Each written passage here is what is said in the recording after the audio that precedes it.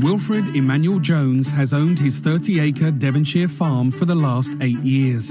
And he believes if you're young and black, there's more to life than inner-city living. Don't accept the lie that the only place that you could live in this country is an urban environment. If we continue believing that, we'll be trapped in these urban ghettos for hundreds of years to come. Wilfred has been flooded with over 200 applicants from all over Britain.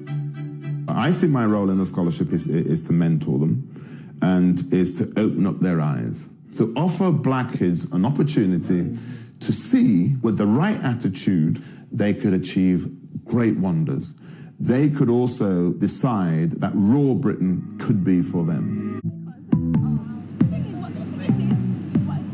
Today, the Black Farmer Scholarship begins, and Wilfred's all-black recruits are travelling to Devon for 5 weeks of hard graft in Britain's whitest county. I've got words on Proverbs, you ain't saying nothing because I'm still smoking the herbs. The trip to Wilfred's farm is a journey into the unknown for most of the recruits. Never been to the countryside. I've drove past it. I've been to Butlins and stuff like that, so obviously I've drove past it, but I haven't actually spent time in the countryside. Look at them cows over there who are lining it up, blood. The first week, yeah, I can say on one hand, yeah, you ain't gonna see one black person. Nah, we're gonna see each other, that's it. We've got this idea in our head that the countryside is not made for black people. There's certain places that you go and you can tell there's no black people there because people look at you like, I've never seen anybody like you before.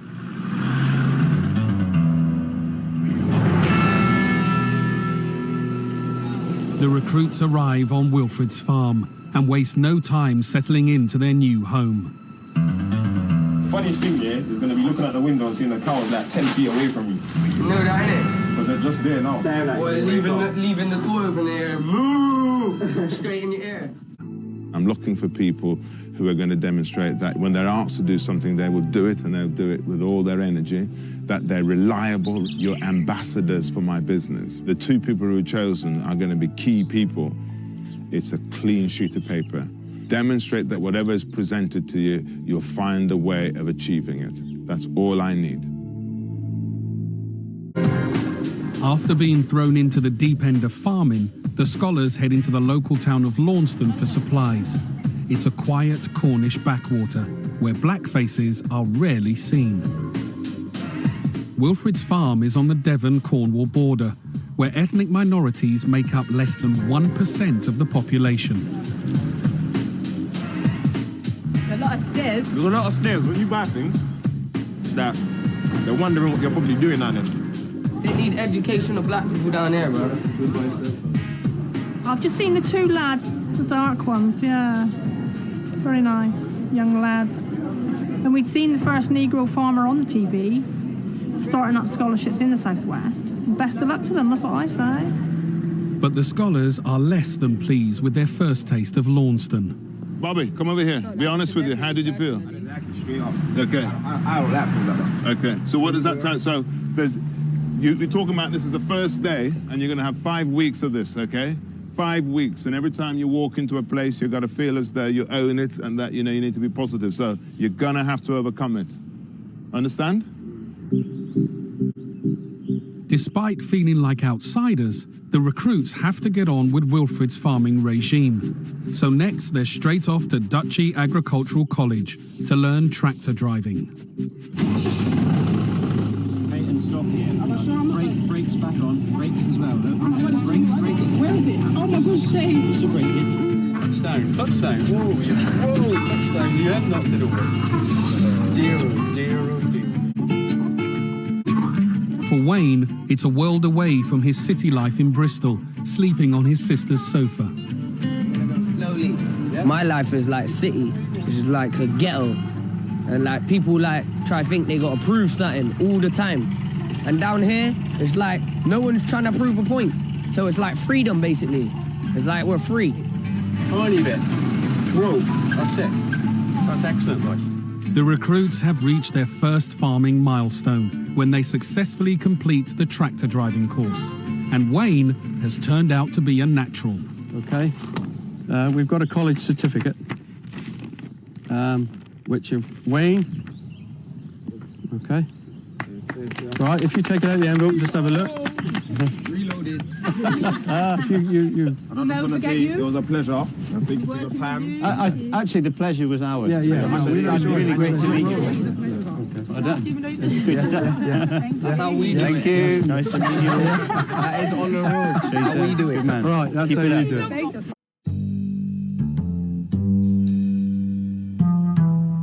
Despite Wilfred's harsh discipline, after 1 week of hard graft on the Black Farmer Scholarship, the countryside is really starting to work its magic on the recruits. I think it's beautiful, boy. It's totally different from the city. The air is fresh.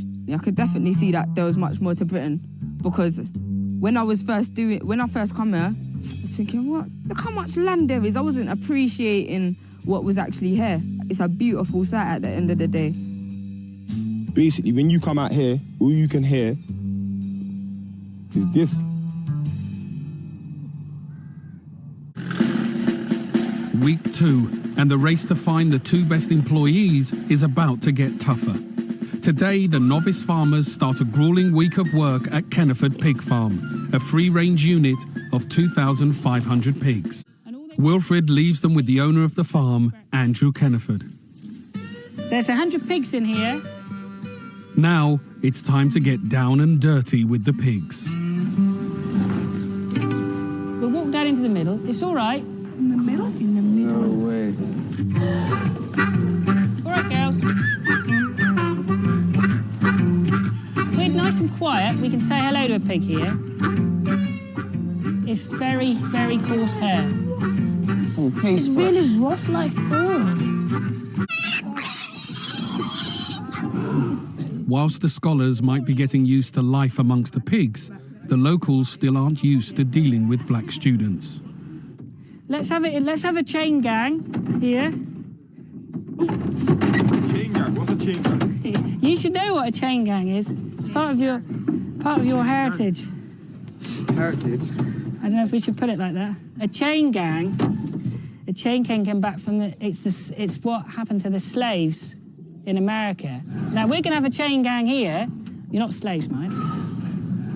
When he was talking about a chain gang, and I'm not saying I felt comfortable when he was saying it, I thought, like, what is this going about? But it's the same with a lot of people that work and live in the countryside and have been here most of their lives. They don't really know how to interact with ethnic minorities. They do make mistakes, but they realise it, but they try and cover it up as best they can, which I find really funny. Wilfred's chosen Chantal and Bobby to help the locals, who've come to show them how to cut the fields. Okay. Hello. You right? Why exactly do they have? They're actually different because of the actual hook. But 17-year-old Chantal feels the drivers are ignoring her. Which is the tractors that you used that saw the college, whether they had a fixed ball on the end. Yeah. He ain't said nothing to me like to say I don't know shit. Maybe he just finds it easier to talk to men, isn't it? Chantal's fed up, so she decides to walk off the job and take refuge on her own. They blatantly did not want to talk to me. I don't think they wanted to talk to all of us, but boy, they thought at the end of the day, we got to do this, so I'm going to speak to the 2 boys because I don't feel that a girl should do this. Go where? Wilfred has heard that Chantal has walked off, but under his regime, giving up isn't an option. The reality is this, right? Your way that you're reacting is just a nonsense. You can't go around walking away from things in life. You just can't do it because you're the one that's going to end up the loser. You need to find different ways of handling it. I reacted well. Walking away is not reacting well. Yes, it is. Listen to what I'm saying. Walking away is not reacting well. Walking away is admitting defeat. At the end of the day, I could have stand up there and got mad. No, at the end of the day, you could have stood up there and said nothing. What am I going to do that for? But why not? If they're not acknowledging me, then I don't care. I don't care for them then. You're going to have to go back there. No. Well, you know what no means really, don't you? What? Well, I have to go home. Exactly. What if I don't go back over there, you're willing to send me home? I'm willing to, yeah.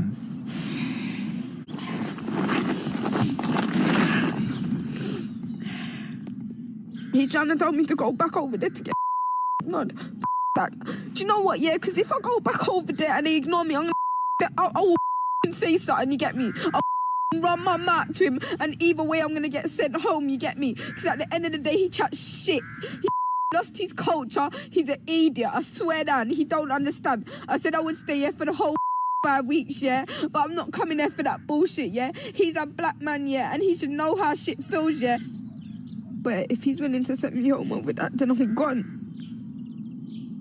I'm gone for real. The villagers are setting up the marquee for the parish fair. Wilfred wants his scholars to integrate into village life, and the locals have asked for help in putting up the tent. It's a perfect opportunity, so he sends Deanne, Shanice and Gifty. Hi. Hello, Jenna. Hi. Hello. Hello. Hi. Hi.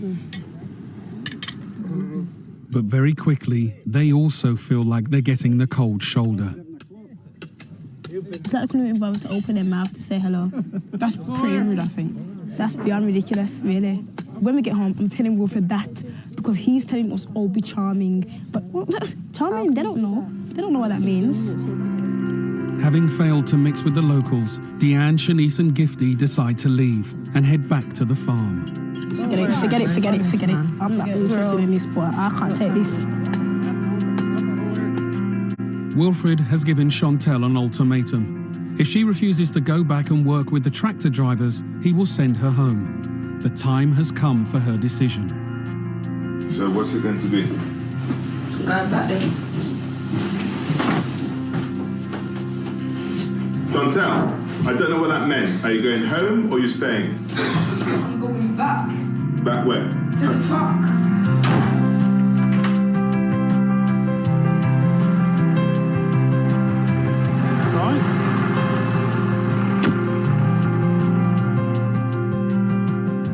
As the day comes to an end, the whole group are struggling to cope with being black in the countryside. So they decide to confront Wilfred, and Deanne leads the way. I'm finding it very hard to be here at the moment, the way that things are. The place we just went to, I know you're a black person, you know how that feels to be just ignored. And I feel like you're not appreciating the fact that we've come a long way, and regardless of what opportunities this is, we don't need to be treated like this. When all of you came here, I said, the reason why all of you are here is because you're pioneers. And when you're pioneers, it means you've got to put up with shit, okay? You have to open doors. You have to be able to try and tell people that things are different. So the pain that you're all feeling is that you're feeling the pain of being pioneers. We can't come to you and say anything. Exactly. We just want to give you our opinions. Right. And all you're doing is coming here and shouting at us, telling us about pioneers. Yeah, we understand that. But I'm not here to defend black people. I'm not here to save people's souls. I'm here to basically say that you have a right. I don't need to be doing this. I don't need to be doing this. The reason I'm doing this is to be able to demonstrate to everybody that actually black people could go to any part of Britain that they belong. Listen, no, that's all I'm saying. Everybody is getting very over anxious, you know. It's a bit like, you know, searching and seeing racism wherever they look, really. I mean, it's very difficult for them because, you know, they're in a new environment and they're hypersensitive. Whatever's been said, however they feel, they all want to be here. They all want to prove something themselves. They need to have a good night's sleep, recharge the batteries, and we start again tomorrow.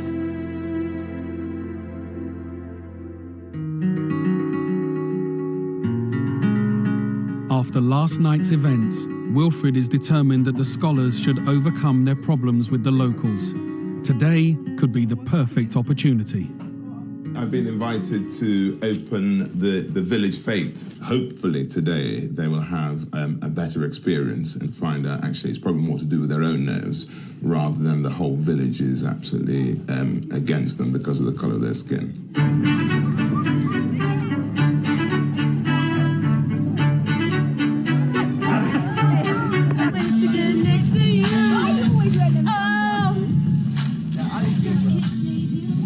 Turn the music down. Can you turn off the car, please, and get my key? Let's go. Can I just remember one thing? This is my local village, so we all need to sort of put our best foot forward, okay? Let's go. Why do I have a feeling we're not really going to enjoy ourselves?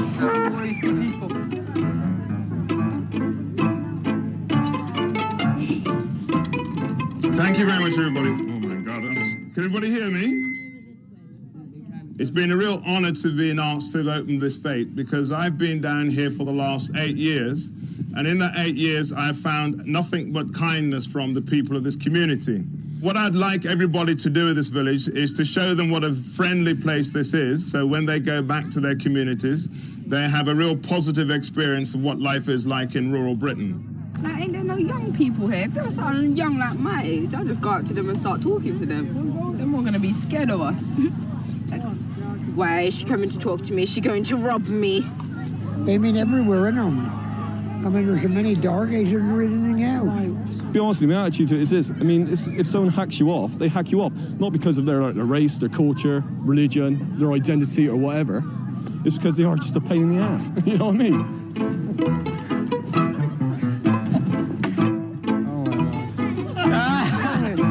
Good try. After a couple of hours, the city recruits are finally warming to village life. 2.5 stone.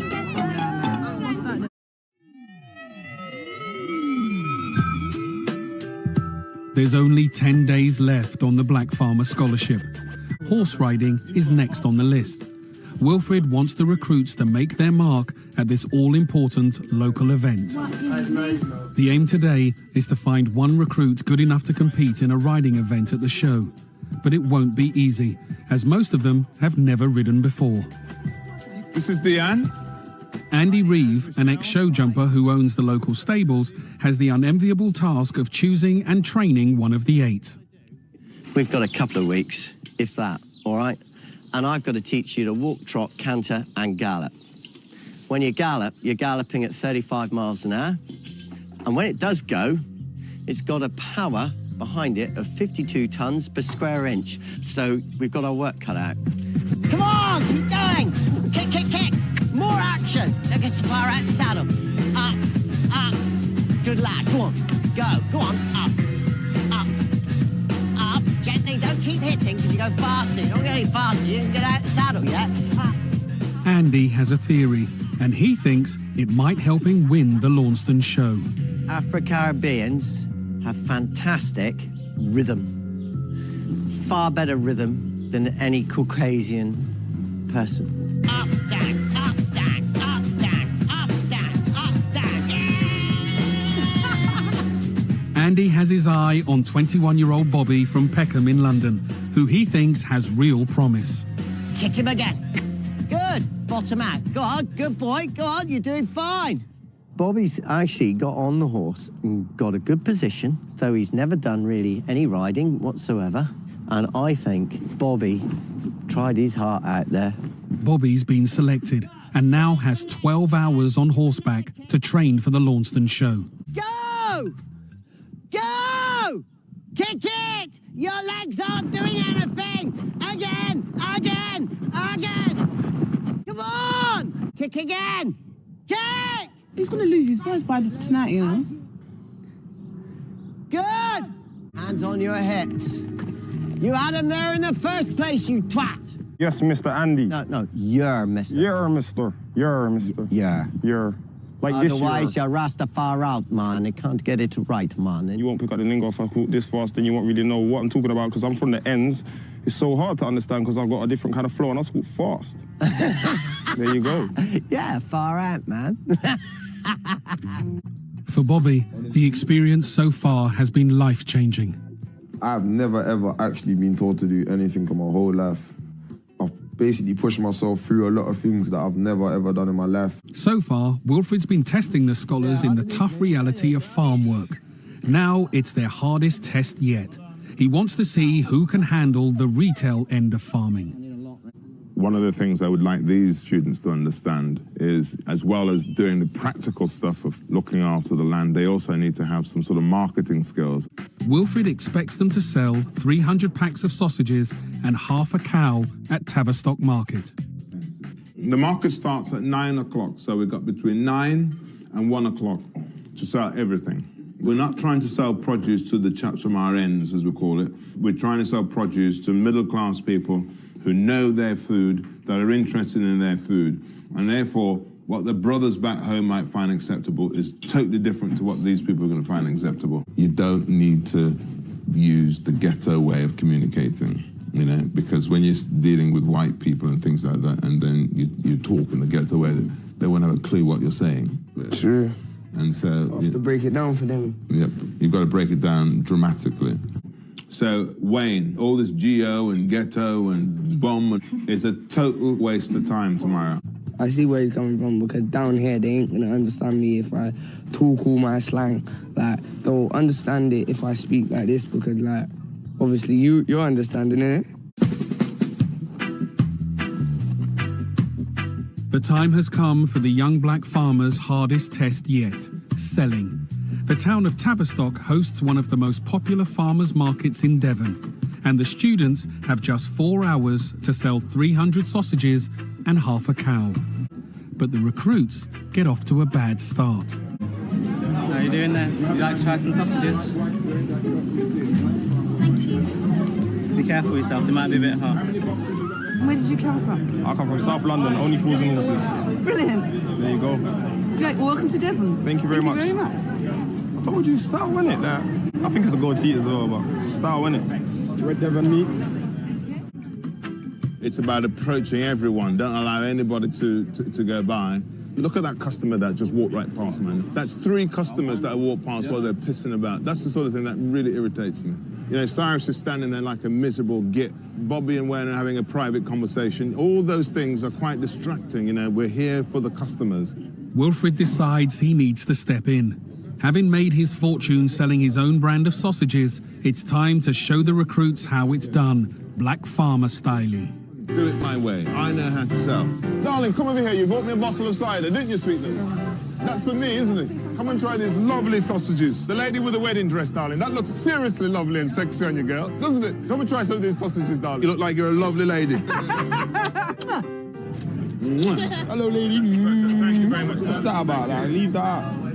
I'm not in them. That's not my sole tactic. It's good to go around and like just approach people, be kissing up people in front of their husbands, especially as a black man in a white area. I thought he would have got punched up by now, but obviously his way is working.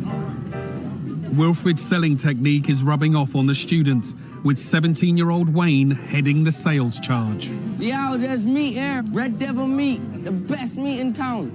Well done, Wayne. You see, you brought the man over. That's what it's all about. Get out there, girls. You tried our pork and meat sausages? Deanne from Birmingham and Liverpudlian Michelle are also doing brilliantly, bringing in the trade. Let's have a quick look and see what we've got at the moment. Okay. And finally, the customers and the money start rolling in.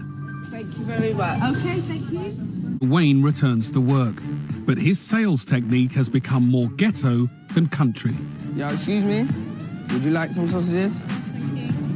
You can buy them over there if you feel interested. Whatever. Excuse me, sir? Sir?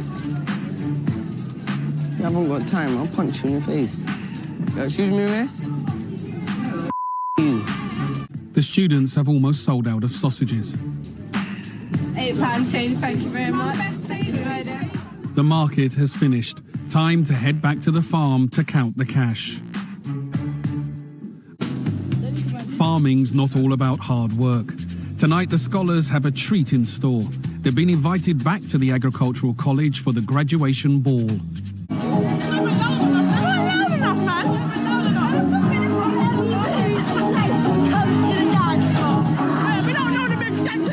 Straight away, they get a warm welcome and waste no time in showing the country kids how to tear up a dance floor.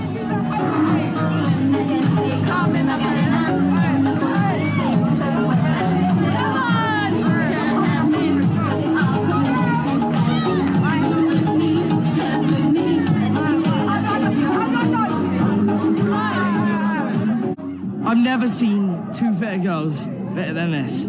Thank you. Look, I mean, they can dance as well. Oh, yeah. That's it. Yeah. That's what does it for me. They can dance. I'm actually enjoying it. I've had 2. I thought we was gonna come here and not like it, but you know what? This is just like having a community around you. You have to look up at him. He's so tall, isn't he? I've never ever danced with a black lady before. And how does it feel? And now I've got 2. Oh. I am over the moon.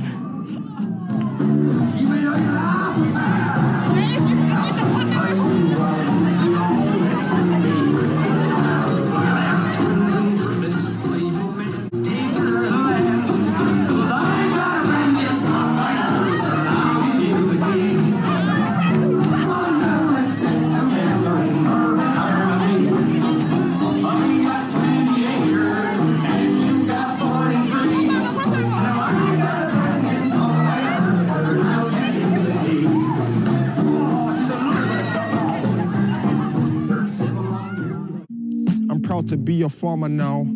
2 more weeks to go, that's the drama now. You can see that you can be anything you wanna be. I never know how to ride a horse. I'm jumping a hurdle. It doesn't really matter how big or how small. Now I've come back on the track. You ain't saying nothing, be proud to be black. Don't think that you have to be living in the slum. Get off your arse and do something with yourself, son.